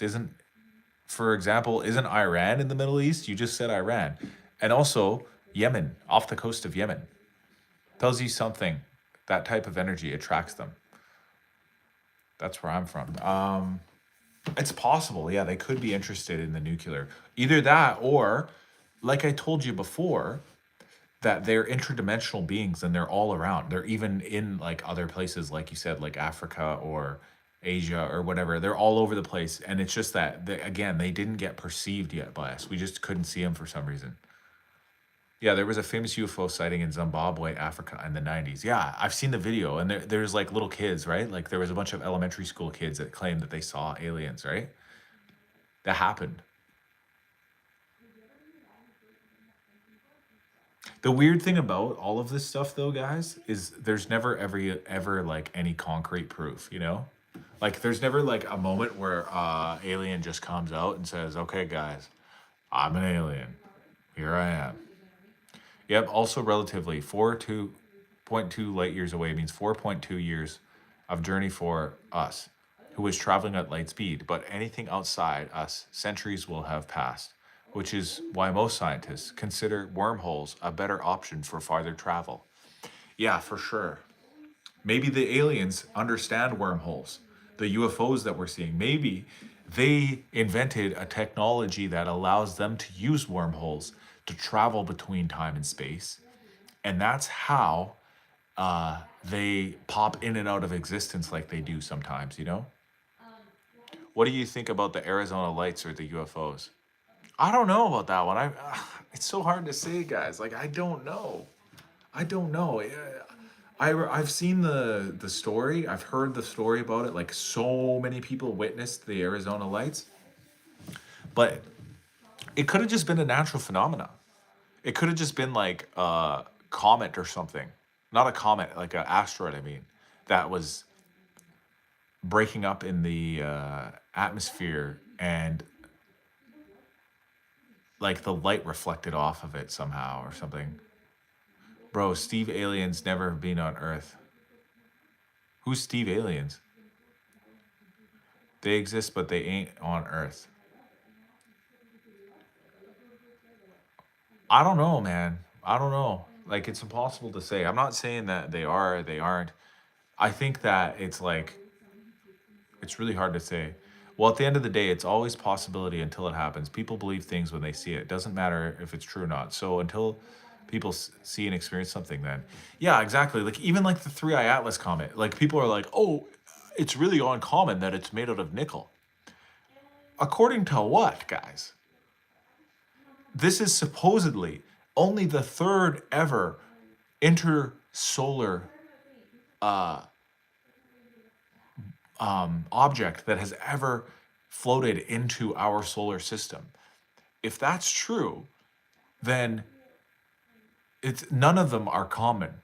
Whether it's made of nickel or dime or whatever it's made out of, guys, it could be very common. Maybe every comet that flies around into intersolar space or whatever, interstellar objects, maybe they're all made out of nickel and we just haven't perceived any of the other ones yet. Ghosts and black magic exist, but people have seen it and experienced it. Joe Rogan had the comet guy on to talk about 3I Atlas. That's possible, yeah. It's entirely possible that he had him on.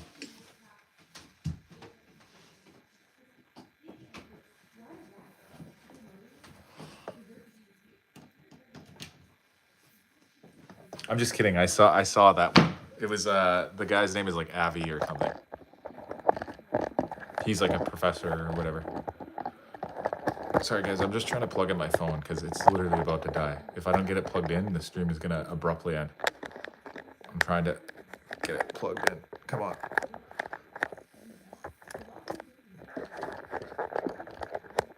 There we go. Okay. Got it. That was tough.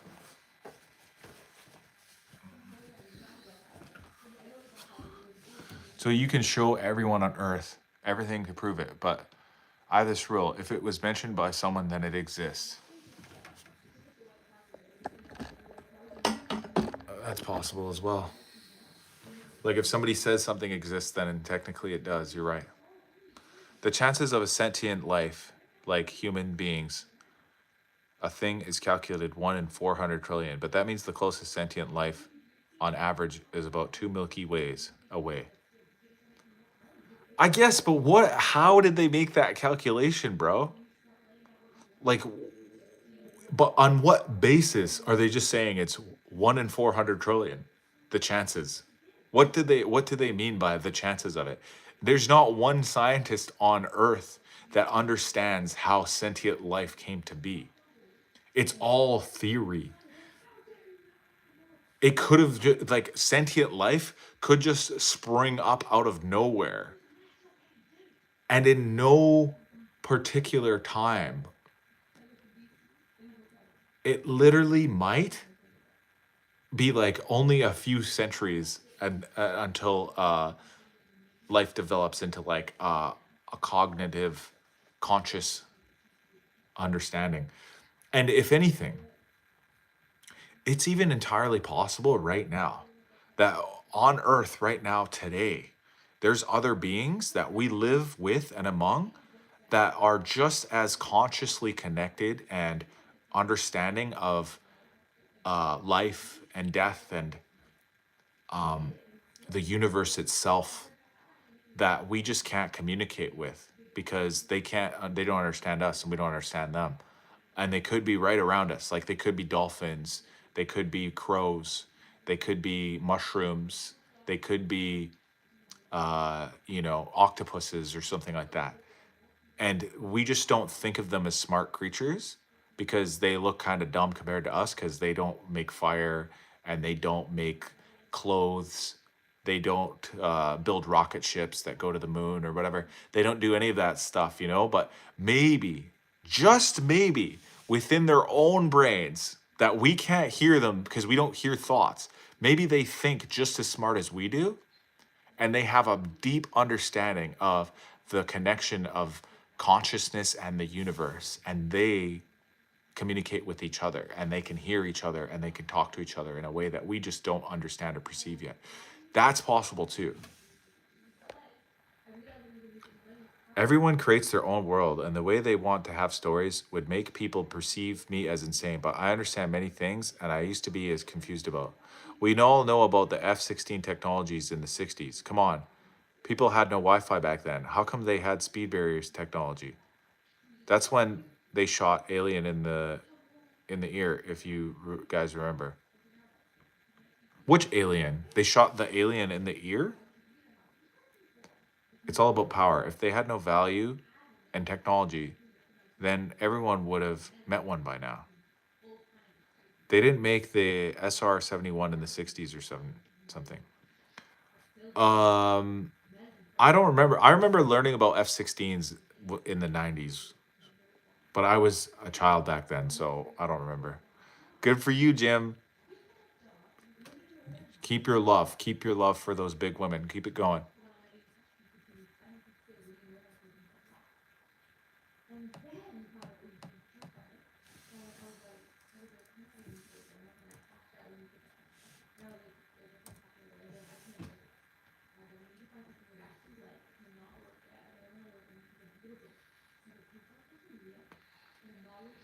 The earliest form of Wi-Fi was in the 60s, only for government use. In the 60s, the first UFO got shot during the war. It's all over the news. And the famous UFO object. Jim likes tortas. Right after it, boom, F-16 technology. In the 70s, the internet was DARPnet. It became more evolved in the 80s. Then it became commercially available to everyone in the 90s. Yeah, it's definitely possible, guys. It's definitely 100% possible that is true. Like, I don't know, man. I really don't know, though. I'll look up the thing about the... When did this happen again?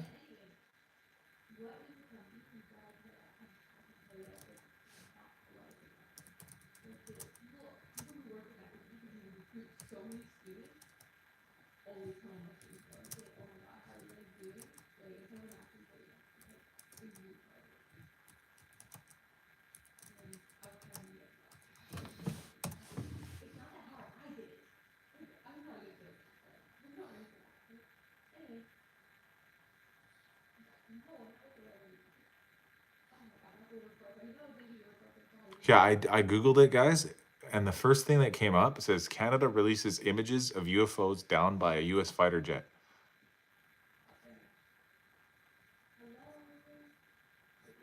But this was back in 2024. Remember the balloon, the Chinese spy balloons or whatever? Okay, so in Halloween, I chased someone with an actual chainsaw and they ran for their life because my Leatherface costume was realistic and everything was so realistic and facts that they call the police. Jamie, pull it up. Yeah. I'm being my own Jamie right now, guys. Like, look, I got it pulled up right here. I'm searching up about the UFOs.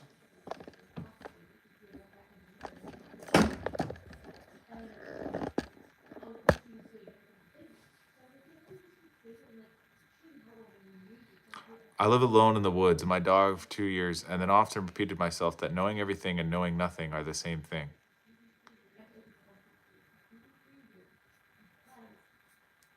Yeah, that's one thing that I always think about too, bro, is the fact that we really don't know much, you know? Like I don't know much, you don't know much. The smartest scientists in the world actually don't know that much. And the reason why I believe this to be true is because the smartest minds of history, like 100 years ago, would be so behind on what we think that we know today.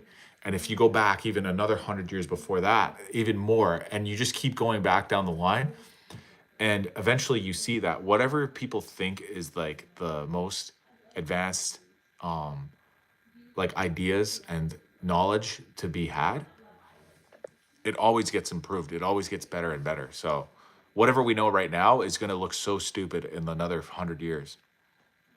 And another 100 years after that, even stupider.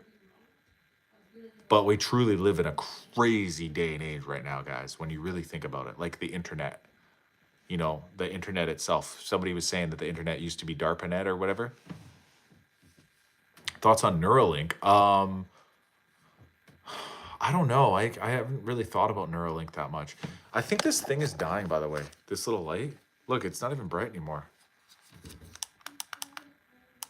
Yeah, it's basically dead. I think Neuralink may be the next like big thing, you know, in like 20, 30, 40 years from now, to the point of where like everyone has one, like all the people just get one, just like we all have phones, you know. And I don't think anyone ever envisioned everyone having a phone in their pocket. Like there was a joke from the 90s that remember, I don't know if you guys have ever heard this, but the joke used to always be the teachers would say, you need to learn how to do long division. When you're learning math, like you're in math class, they'd say, you need to learn how to write this down. You need to learn how to do long division with a pen and a paper.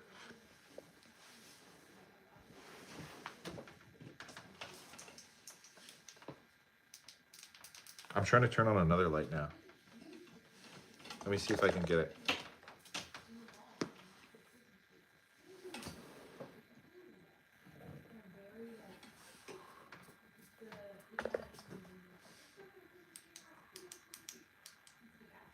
There we go. So yeah, anyways, the teachers in the 90s would be like, "Oh, you have to learn how to do this math by hand because you're not going to carry around a calculator in your pocket everywhere you go." That was the joke, right? Do you guys know what I'm talking about? And now look at us. Look at us now, guys. We're all walking around with a pocket calculator everywhere we go. In fact, it's not just a pocket calculator. It's literally like a computer. Here, I'll put the camera here. It's way better. It's so bright, though.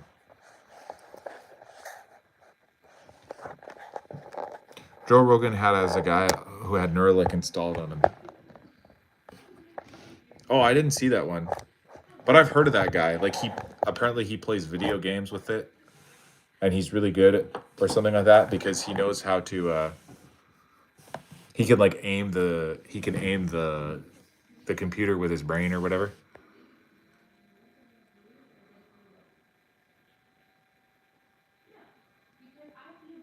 I hope it's not taken down. You can see they're always they're away from him.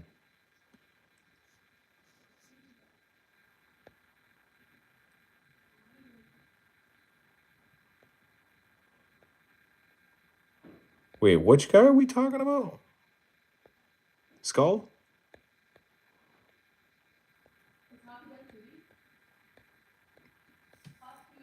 Are you talking to me, sweetheart? No, I'm still on the stream. Sure, let's do it. Okay, guys, let's go. Let's go see what Zora's up to. Even just for like 10 minutes or so. Oh my god, I have like gummer sessions. It's so dark in I'm here. scared. Do you think my teeth look so nice? I'm really scared. I've actually chronically always had really bad teeth problems, guys. Like, Are we gonna a eat lot of chips? cavities. I'm not gonna lie. I'm fucking scared. Is that what we're doing with these? Yeah. Are you Chinese? Yeah, no, you're tripping. I'm not Chinese. Aw, thank you. My tricep is so sore, by the way. I'm absolutely so sore. My shoulders, my arms, my abs, my pecs, my legs. Like, I'm telling you, I'm gonna be a new person tomorrow. I'm gonna be absolutely yoked tomorrow. No, yeah, but my tricep is actually sore though. Zara was eating all the turkey steaks? No, I didn't. I ate 3. I ate 2. Guys. I don't know. They're straight because I had a W dentist as a kid that kept putting like those little crowns in my teeth, so they always grew straight. But quality-wise, they're kind of weak. I have small and thin teeth. That's what I was saying before about the animals. Yeah. Yeah. Tell me, Swabby, don't tell me that. what do you think about this? Do you think it's possible that there is creatures on this planet that will live among us right now, like animals, right? Like dolphins or octopuses or monkeys or crows or even a plant like a mushroom or a tree or something, right? That perceives and understands the universe and consciousness just as good or even better than humans, but we just don't understand them because they don't speak English and they don't like do anything that interacts with us. Like aliens? No, like they're animals. Like they're an animal that lives with us right now. Like parrots? Sure, it could be a parrot, yeah. And it was a man. What do you mean by that, boxing?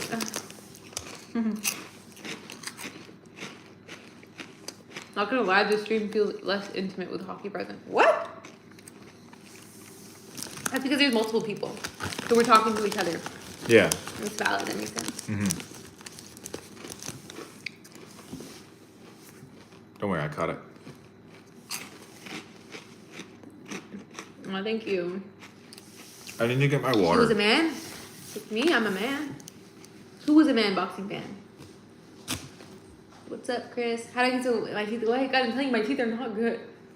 They're white because I used Crest 3D white, which I don't know. I feel like at-home whitening is not even good for you. My teeth quality are not good.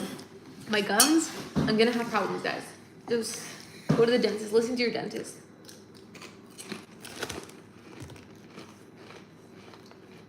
I'm so scared for my dentist appointment. Don't be scared. You're gonna be fine.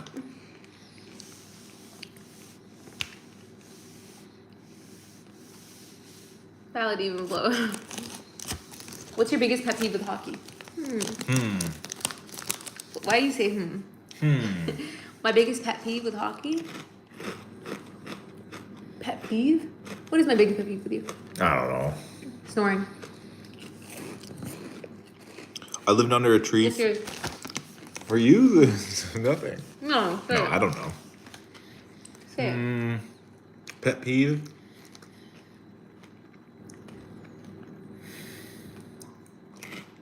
I know. I hate dentist appointments.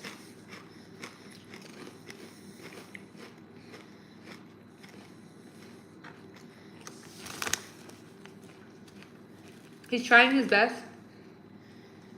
How about that yoga sesh while reading? Thank you. He's trying his best to get rid of it. To get rid of what? The snoring? Yeah. But it's like, no, it's not uncontrollable bad. Bad, you're so toxic a little bit, Brad. What, snoring? Yeah. No, it's not controllable. Uncontrollable. It's controllable. Brad. Your cat doesn't know he's a cat because he doesn't know the word cat. Yeah, I lived under a tree for the longest Same time. one. And after a while, I grew connected to it, and I thanked it often for its protection. Same one. Sweet. Yours is trying to get to me to do things after I already got ready for bed. That's valid. He uses mask when he sleeps. Like, you know what I mean? Like, I don't know, has anybody ever done this where you like brush your teeth, you get in your pajamas, you get under the covers, and then somebody says, "Can you take me for a drive?" Does that happen sometimes? At least I want to spend time with you. At least you want to spend time with me, but still, it's a bit of a pet peeve because then I feel obligated to do it because I don't want to miss time with you either, right? But then I lose sleep out on it, right? And then I got to get up early in the morning, right? Yeah. So that's, you know, that's just a pet peeve. Let him wind down in peace, Sarah.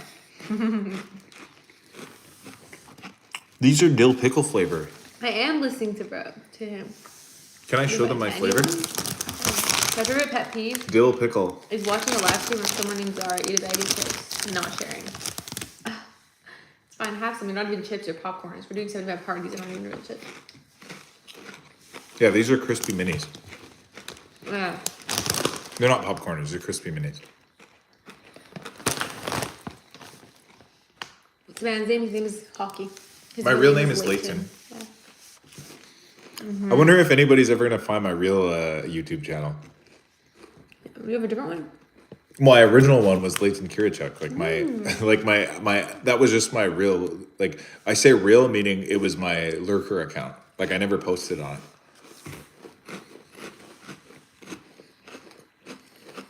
Take me for a drive after you already laid down? Oh my god, you guys are acting like I broke the law. Broke the law. Have you ever seen, have you or your girl ever seen the TVC series? No, I'm not gonna read that. It's a joke. Oh my god. I thought it was real for a second. My sister's in Thailand. Yes, he's my husband. Should we do a couples channel? No. Everybody I know who does a couples channel breaks up. Yeah, It's crazy. everybody who does a couples channel breaks up. We can just do more collabs. Remember we started that one collab series? We never finished it. Yeah, because it didn't get motion. Yeah, fair enough.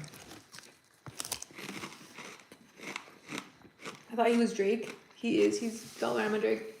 At that company I was telling you guys about that we worked for, all the students would call him Dollarama Drake. No, they said Timu. No, it was Dollarama. It was Dollarama, it wasn't Timu? Online is Timu Drake. The TikTok community called you Timu Drake. At work, they called you Dollarama Drake. No, but I thought Timu was still And guess what? trending They that didn't know we were together because we had to keep professionalism. So all the girls would be like, by the way, it's so funny. Is Dollar Store Drake? Is Dollar Store Drake here?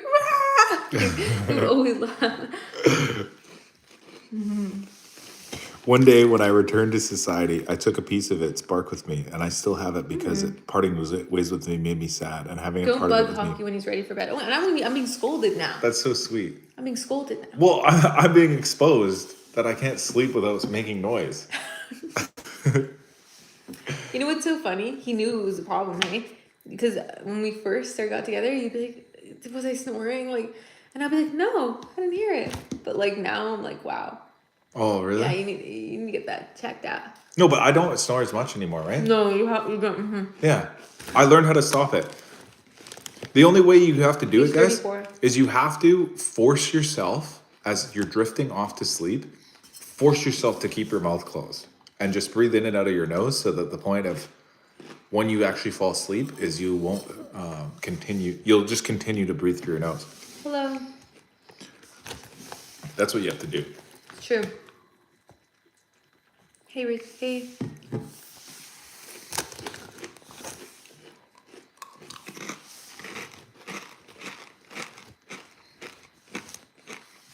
What about Canada? Can we try the ketchup now? Yeah. I'm done with juice. Now we're going for ketchup. Thank you. I'm pretty sure ketchup Adorable. flavored chips Thank is a Canadian exclusive, isn't it? Force yourself to keep your mouth closed while falling asleep, bruh. Yeah. So he's from Hollywood. They're saying you look like you're from Hollywood. Jason, stop spamming. Happy birthday, Nancy! What's it? Happy birthday to you. Sing it. Happy birthday. No, I'm gonna sing it like my to nephew you. does. Okay, fine. He sings it like this. Happy birthday to you. Happy birthday to you. Happy birthday. Happy birthday. Happy birthday to you. He sings it with that cadence. Love it. Which I think is cuter. I think it's better. I think that was invented by Texas. Or not Texas, like southern, southern states. You know what I'm talking about? Our way of saying it or Ray's way? No, the Ray way. I think he learned it from Miss Houston. Really? Yeah, do you remember Miss Houston? He did learn it from Miss Houston. Yeah, guys, if you want your kids to be more southern, don't show them Miss Rachel, show them Miss Houston. Yeah, and like Southern Black is what it was. You have popcorn better? I used to sleep with my Right, mouth guard on maybe. because I grind my teeth at night. I think it's just naturally made to breathe through my nose better. Yeah, I've heard of that. You can get mouth guards to sleep in. I thought you were grinding your teeth. I do. Like, didn't the dentist tell you that one time? Mm-hmm. Yeah. Why is there a Miss Universe but no Miss Earth? I don't know. That's a good question. Undefeated. All time. Earth has the best looking women of all time. How do you stop with habitual lying? I would say probably start telling the truth. Yeah. Yeah. Start telling the truth. Yeah. No, he's not Iranian. Bedard and Celebrina are in a kissing contest. Who you taking? Oof, that's a tough one. Hey. Let's say tie. His name is Hockey. Hey, Jonathan. Great question. What are the caterpillars? Why are there caterpillars in your eyebrows? We all have. Are you trying to say my eyebrows are thick? What about me? I'm good. How are you? LMAO. We're not the same race. He's Canadian. I'm Iraqi Canadian.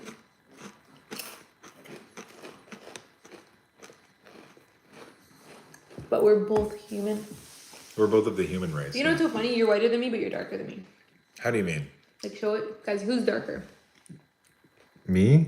You're darker, but he's actually Caucasian. That's because I spend more time outside, though. Okay, fine. Show me this.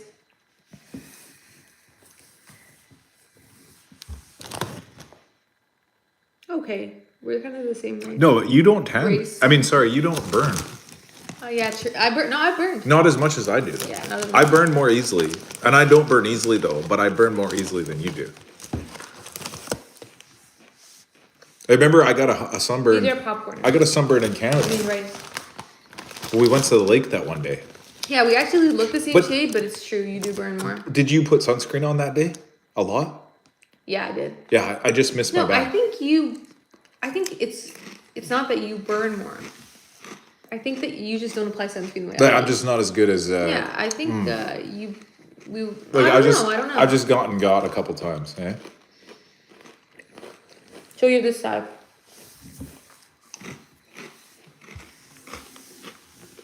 Like the other side. Like fully this side. Are we so hairy they can't even tell? I don't know. Yeah. I don't know. Does Hockey have a hairy back? He actually has a completely hairless back. It's crazy. Do Canadians like burgers as much as Americans? Probably, yeah. Maybe even more. I was extremely surprised about that. Because your forearms are giving like you're a hairy guy. And your beard. Not a hair on his back. Like completely smooth. Imagine it turned out I've been shaving it for the entire time. Like for 5 years, and I just never wanted to let That's you know. crazy. That would be crazy. That'd be a crazy stat. That would be crazy because, can I say? What? No, I didn't. Oh.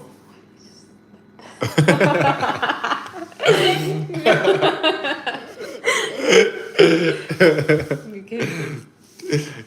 No. Yeah, that's it.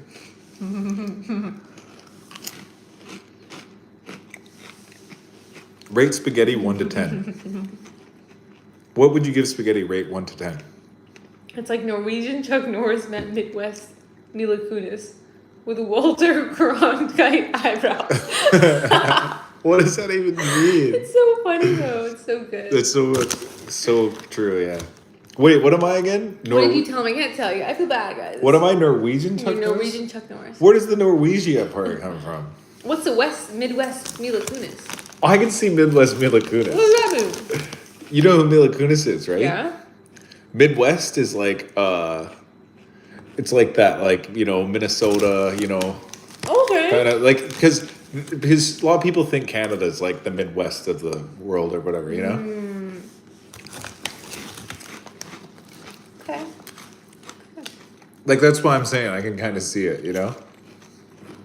I don't know where Norwegian Chuck Norris comes from. I love spaghetti, but it's kind of a struggle meal for when I'm broke. That's true. Spaghetti is cheap.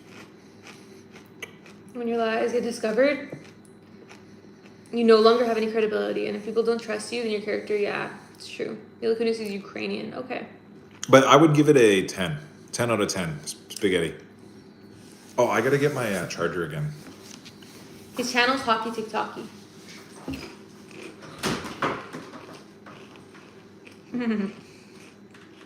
That's so specific, Brad. Wow.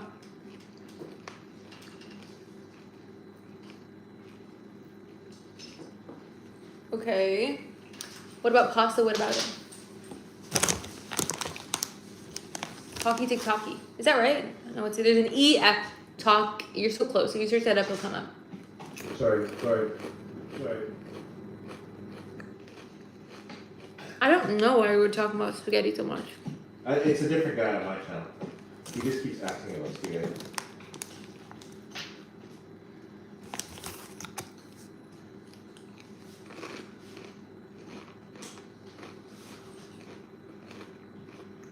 Oh my God, Abigail. Does this plug-in work? It's a crazy thing to say.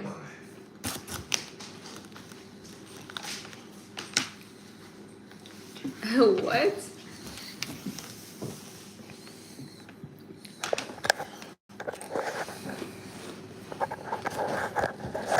That's valid, yeah.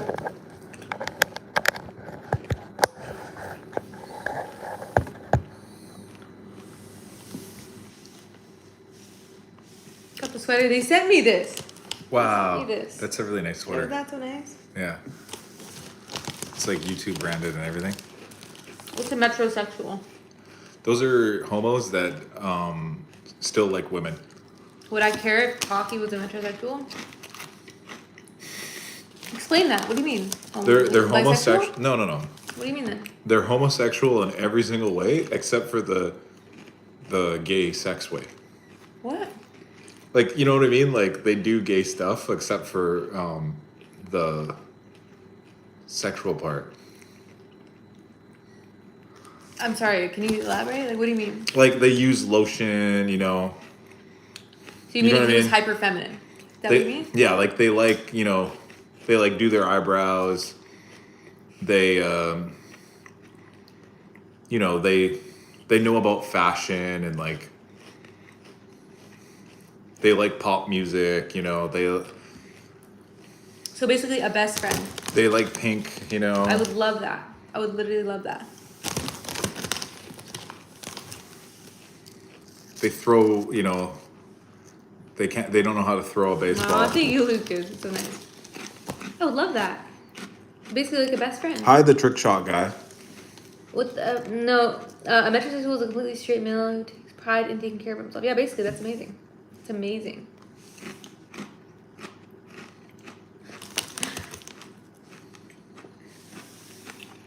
What's my team? I like Calgary Flames.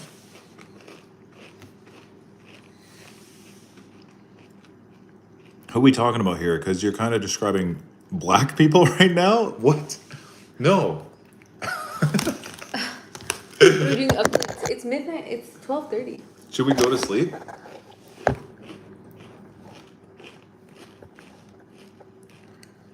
We're talking about metros. He is a good guy. On that note, yes, I would. We would be best friends because we would do our hair and our nails and makeup together. Mm-hmm. And it would be really nice. You clean Hockey's eyebrows up for him. My girlfriend, you know, he doesn't believe in doing his eyebrows. He never would let me do his, like, No, shape I them. let you. Like, shape them? Didn't I let you? I don't know. I let you trim them, remember? Really? Yeah. No, look. That's just that one piece that grows really long. Yeah. But that's the thing, Zara. Like, I can't. I'm a man. I don't know how to do men's eyebrows. Yeah, I'm scared exactly. about that. Like, You I don't don't even know how to I just do know it. how to make, mine arched. Like, I'm gonna have to go with the Canucks. I'm pretty sure the Flames play the Canucks tomorrow. So how about let's make a bet? I also don't know trick how to shot do guy. thick, faint eyebrows like yours. Like, your eyebrows are thick, but, like, they're faint. Thick and faint. How Yeah, can like, if I take one hair off, like, you're gonna be bald. Yeah. You're Like, gonna be eyebrowless.